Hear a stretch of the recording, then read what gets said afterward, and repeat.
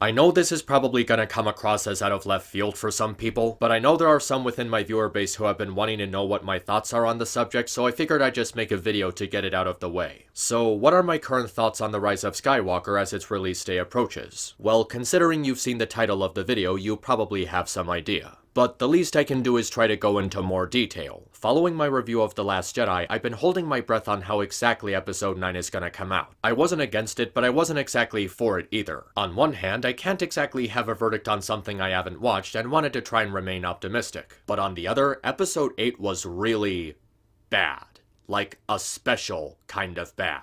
This wasn't just any kind of bad sequel. It didn't simply rehash a story from a previous entry or water down the themes of the franchise or tell a boring story while making the characters uninteresting. No.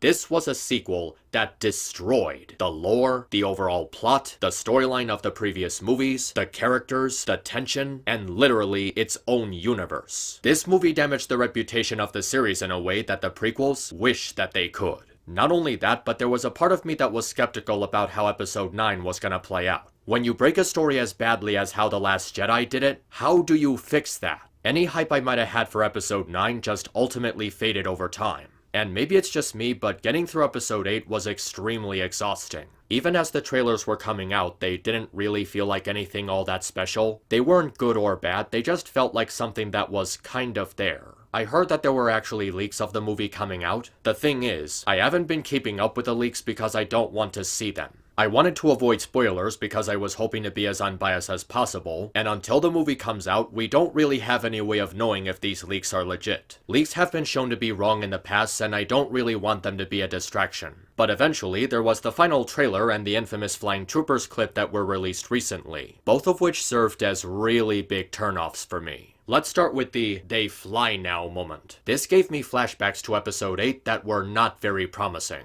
It's one of those moments where they try to insert comedy without it making any sense. Jetpacks are a technology that have been established in Star Wars since before the events of the prequels. Boba Fett was literally using one in Episode 6, and all of a sudden our heroes are caught off guard by the existence of these things. Finn was with the First Order since he was a child. He was trained to eventually become a member of their military force. There is no way that he never learned about them having jetpacks before this scene. And even then, why is it a jetpack that surprises them? They literally live in a universe with planet-sized laser cannons, flying spaceships, bombs that apparently defy the rules of gravity, sentient robots, and light speed travel. Jetpacks are literally small potatoes compared to that stuff. Hell, the First Order is literally shown using them in the comics, which are canon. How is it that no one in this scene has ever heard of a jetpack, or why they would be surprised by it? Even if they've never seen flying stormtroopers before, it's not like it's something they couldn't handle. Rey is a Jedi Master at this point. She can literally just use her force powers to launch them into the distance, or crush their vehicles. I get that maybe you don't want Rey to go 100% right away because that would take away from the supposed tension, but at this point tension is really hard to come by in this story. It just makes the danger in the situation feel really artificial, especially since it's one that can easily be solved. Now I know it seems like I'm making a big deal out of something that looks minimal on a surface level, but this is because I just went through a Star Wars movie with the exact same problem.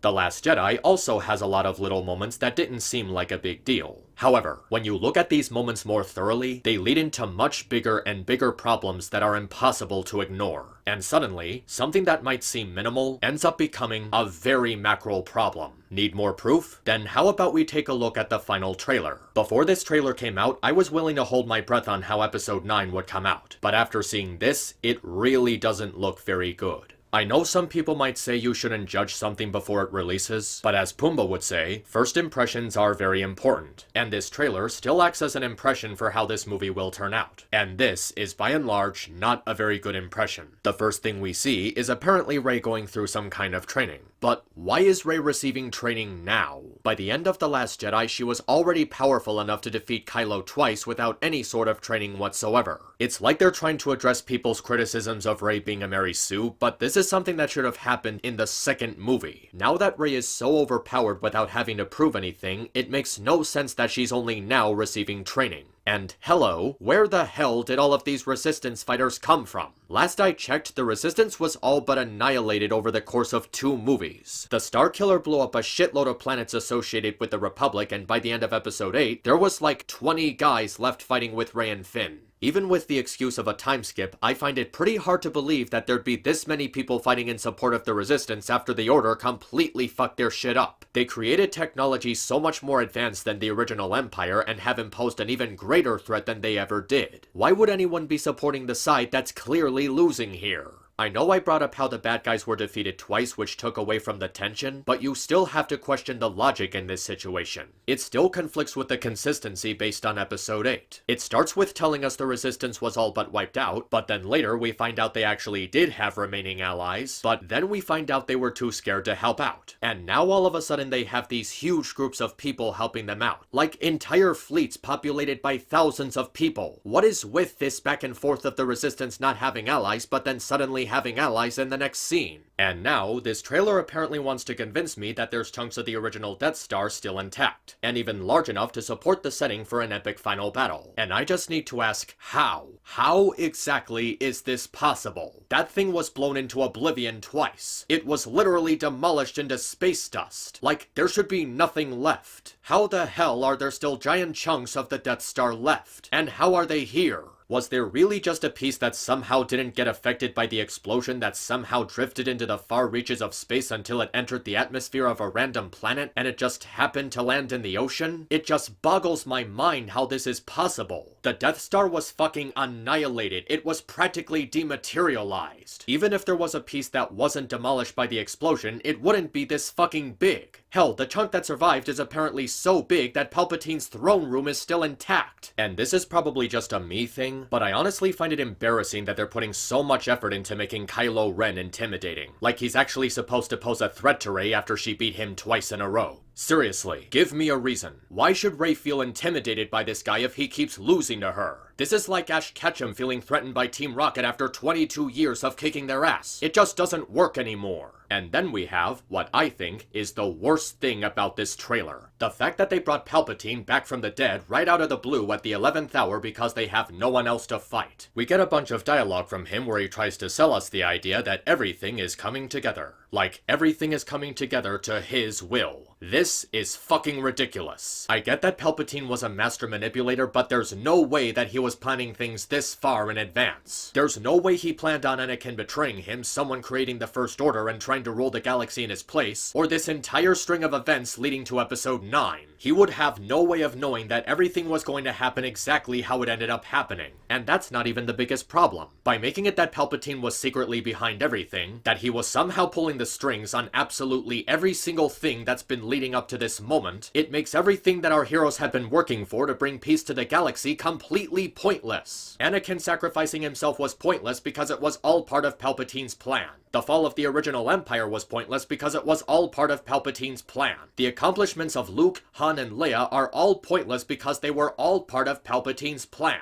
And it also makes the time they put into building up Snoke even more of a waste of time than it previously was because he was never important to begin with. Palpatine returning makes Snoke even more of a pointless character with no payoff. His sudden death was all part of Palpatine's plan. Everything that happened in episodes 4 through 8 was all part of Palpatine's plan. This is just stupid. Absolutely stupid. How could absolutely everything have been part of his plan? How could he have absolutely perfect precision and foresight of everything that would happen after his death? There's predicting the future, and there's The Simpsons. There is no fucking way you can do this. And not only is this terrible writing, it's lazy writing. They literally just decided to recycle a villain we've previously defeated because they couldn't think of any other way to raise the tension. Instead of creating a new threat, you decided to rehash an old one. So all this time, Palpatine was the primary antagonist in every single one of these movies. And we've just been going around in circles. It's almost as if killing the guy who was supposed to be the big bad in the second part of the trilogy was a fucking awful idea. We then get a shot of a huge rebel fleet, and we can also see that they're still using those fucking bomber ships even though they were shown to be utterly worthless in the last film. Seriously, why in the fuck are you still using these fucking things? Why the hell aren't you using Y-Wings? What are they even supposed to do? Just pray to God that nobody is shooting at their paper-thin armor plates while approaching the enemy at like 2 miles a century? Next we get this scene that I guess is meant to tug at your heartstrings with C-3PO claiming that he's taking one last look at his friends. And I'm I'm sorry, but it just doesn't make sense. How exactly are any of these characters C-3PO's friends? Seriously, how are they his friends? He's had next to no interactions with Rey, Finn, or Poe throughout this entire trilogy. He has no chemistry with any of them. The emotion they're trying to inject into the scene just comes across as vague and hollow when there's no established connection between any of these characters. If C-3PO is talking about his friends, he should be talking about Luke, Han, and Leia, and they're all dead now. And then we hear Luke narrating about how confronting fear is the destiny of a Jedi, and oh my god, now this is rich. Oh yes, Luke, after you spent the entire previous movie isolating yourself on a distant island like a coward because you were too afraid to confront your mistakes, you are the most fitting person to lecture us about how confronting fear is the destiny of a Jedi. You don't get to say that after all the crap you pulled in the previous film. If confronting fear is the destiny of a Jedi, you wouldn't have come to this island to die. You wouldn't have neglected to train Rey. You wouldn't have thought about burning down the tree, and you wouldn't have thought for a single microsecond about killing your nephew in his sleep. What you would have done was consult with Yoda, Obi-Wan, and your father about helping Ben Solo deal with his problems. And instead of isolating yourself, you would have grown a pair of balls and go after Kylo yourself. This trailer just doesn't give me any hope that this movie will fix anything. It just has too many problems for me to have a positive reaction to it. But even outside of the trailer and that they fly now scene, there's a couple of other things that just give me not such high hopes for this movie. At least a month and a half ago, apparently the movie was still being filmed and shot, which is an instant red flag for a couple of reasons. Remaking pieces of the movie, like 70% of it, only weeks or a month before it's supposed to come out is not very promising. And from what I've seen in the trailer, it feels like a good chunk of the movie is just retconning things from The Last Jedi. Rey receiving training when she supposedly doesn't need it, the Resistance suddenly having a shitload of support, and one of the leaks that I came across by accident is how apparently Rey is actually the great-granddaughter of someone from the original trilogy. Even though Ben helped her realize that she just came from nothing. It's like they're spending the entire movie saying, yeah, that thing that happened in The Last Jedi, it didn't actually happen. Doing just that does not make the movie good. You need to tell an actual story on top of that. This is what I was concerned about when I talked about Episode 8. This new trilogy has turned into a conflict of ideas between two writers with one undoing the setup of the other, resulting in the story having no sense of direction. Why would I pay more money to see more of a story that's just going around in circles? But even after that, even aside from everything else, there's still one more primary reason why I feel like I'm really not going to see The Rise of Skywalker anytime soon. And that reason is Kathleen Kennedy herself, the current president of Lucasfilm. I already talked about this idiot in great detail before, so I'll try to give you the short version. Kathleen Kennedy's female-driven politics had a huge influence on the direction of this new trilogy, and with priorities being put in all the wrong things, the story ended up suffering. She basically enforced Haldo and Rose into roles they didn't need to be in, tried pushing some ridiculous forces female movement, portrayed male characters as incompetent, and basically ranted on how Star Wars doesn't need male fans and how Star Wars was apparently not appealing to girls before Rey was made into the new protagonist. This woman is straight up sexist, in every sense of the word. And even when she's not being sexist, she's just been a very bad president for running Lucasfilm. Before making this video, I took some time to watch this video called Why Disney Failed with Star Wars but Succeeded with Marvel and Pixar. Something that I feel like people should really watch before pinning the blame on Disney for what happened. The video details things on how Robert Iger sought to expand Disney, maintaining ties with the other two companies, his prior friendship with George Lucas, negotiating deals to purchase his company, but the biggest point of interest comes near the end when the video maker reveals how George appointed Kathleen Kennedy to succeed him. The only problem is that Kathleen Kennedy turned out to be a horrible piece of shit.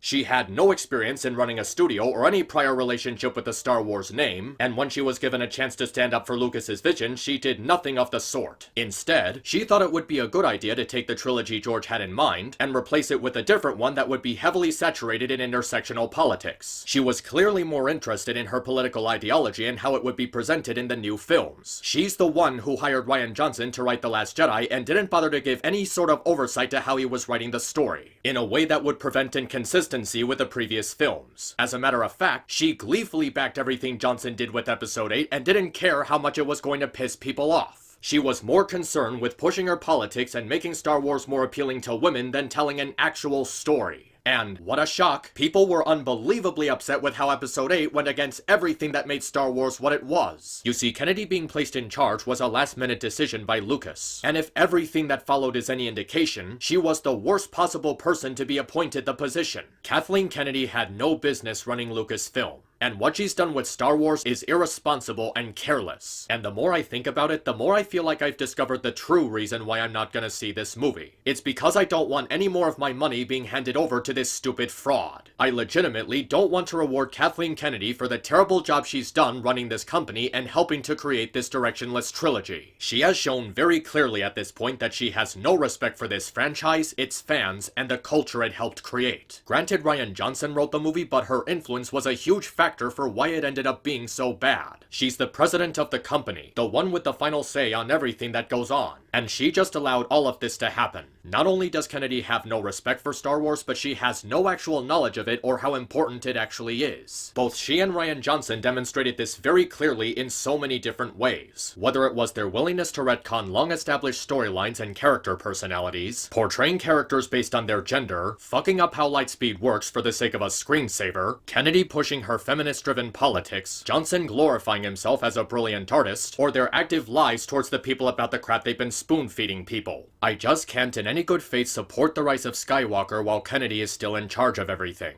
Why would I want to give any more of my money to this woman after she demonstrated so thoroughly that she has no respect for my intelligence, let alone my gender? She's a legitimately harmful influence on the company and she should be fired ASAP. She's simply not fit to run the studio and she should be removed from her position if Star Wars is to ever have a chance of being universally loved ever again. Even if by some chance the movie ends up being good, I'm still not going to see it because I don't trust her. I know you might say me not seeing it won't make a difference since it's Star Wars, so everyone and their grandparents are gonna see it anyway. Well, if that's the case, at the very least I won't be one of those people. When it comes to these types of situations, I've learned to think with my wallet first. I'm not gonna spend money to see a movie that has so many bad signs pointing at it just because of the off chance that it'll be good. A few days ago, I made a tweet asking if people have just forgotten that The Last Jedi was one of the worst things to happen to Star Wars, and I still stand by that statement. However, as more time went on, I started to realize that I stand by it for very different reasons. I know I did a really long 3.5-hour review on the majority of reasons why it was so horrible. The unfitting comedy, lack of consistency with the previous movies, badly handled political subtext, atrocious pacing, and the story just doing fuck all with the characters. But I think the real reason why The Last Jedi is one of the worst things that's ever happened to Star Wars is because it has done nothing positive for the series. Say what you will about the prequels, but in the end they actually did something positive for the franchise. They helped expand Star Wars in a meaningful way. It offered a lot of creative world building, adding depth to the original trilogy. It fleshed out the backstory and personalities of so many fan favorites like Yoda, Obi-Wan, and Darth Vader. It led to the creation of Star Wars IPs that would turn out to be more well received than the prequels themselves. The Clone Wars cartoons, video games like The Fallen Order, comics, new characters that would receive their own following in the fandom. The prequels have problems, like a lot of problems. There's a lot of things Lucas did with them that I don't agree with, but I'm willing to admit they still did something for Star Wars. They genuinely did something with the brand that bordered its horizons, and even helped to make the original trilogy more important. I can't say any of those things for the sequel trilogy with the direction it's been going. I mean, really think about it. Has the sequel trilogy really done anything to make the original trilogy more important? Did it expand the universe in a good way? Did it add to fan favorite characters in a way that wasn't insulting? Because of the constant back and forth attitude between Abrams and Johnson, the trilogy just feels like it's been going in circles with no sense of direction. Even the prequels had a sense of direction with Lucas being behind them, which allowed them to stay somewhat consistent under a single vision. The new trilogy doesn't have that, and it ultimately feels like the entire plot is just lost. And even outside of that, The Last Jedi has done nothing positive for the franchise in other ways. People were really not happy with what it did to the series, and it's most evident in the brand's reputation in the aftermath. After its initial opening weekend, Episode 8 suffered from a sharp decline in box office performance. The toy sales were assassinated. Nobody saw Solo. Galaxy's Edge has become a ghost town. Longtime fans have lost interest in the franchise. And there's really no hype surrounding the release of Episode 9. Not like The Force Awakens or The Last Jedi anyway. Sure, there's people looking forward to it, but not on a grand scale. The comments on the final trailer have just been making fun of this new trilogy, and how people really don't have their hopes up for this final installment. When I said The Last Jedi tarnished the Star Wars name in a way the prequels wish they could, I wasn't kidding. This is without question one of the worst declines I've ever seen happen to a franchise. Not necessarily because of the writing quality, but just because of the severe state the fandom has found itself in. It fell twice as hard as the Sonic fandom in half the time. It's second only to the Brony fandom in terms of imploding in on itself. And there's actually people amongst those who saw the leaks who are saying if they turn out to be true, The Rise of Skywalker will end up being worse than The Last Jedi. Now, I haven't been keeping up with the leaks, except for that one I came across by accident. But if there are people who are saying it'll be worse than The Last Jedi, that is really not a good sign. I mean, you have to try in order to make something worse than The Last Jedi. And if it really does end up being worse than The Last Jedi, I really can't see the Star Wars brand surviving into the next decade. One other thing though, even if I actually did go to see The Rise of Skywalker, I'm not exactly sure if I can freely make a review of it. Mainly because, and to be quite frank, this trilogy has just been pretty much beaten to the ground at this point. There are so many channels on YouTube dedicating their entire existence to just treating this new trilogy like it's the Holocaust of cinema. I'm talking hundreds, thousands of people who make almost 50 videos over the course in a couple of months just demonizing the sequel trilogy. If anything, shit-talking the sequel trilogy has just turned into a cash cow. There's just no passion or fun to talking about it anymore. It's literally become an oversaturation, and it just makes the whole thing just feel draining and exhausting. This is like a Brony projecting their hate for MLP after Lauren Faust left, or since Starlight Glimmer showed up. If I ever talk about The Rise of Skywalker or The Force Awakens in the future, it'll have to be long after the controversy surrounding this trilogy has died out. I do feel like it would be best to wait for the drama to subside so that I can speak about it more openly, and have a lot less pressure on me considering just how out of hand this whole situation has gotten. And also after Kennedy gets fired. As it stands, I really don't have any plans to see this movie or talk about it anytime soon. No matter what I hear about it, I would very much like to focus on other things for the time being. Maybe I'll make a joke tweet if I can't avoid spoilers, but that's about it. Thanks for watching, and I hope you guys have a Merry Christmas, or whatever holiday you celebrate. See you all in 2020.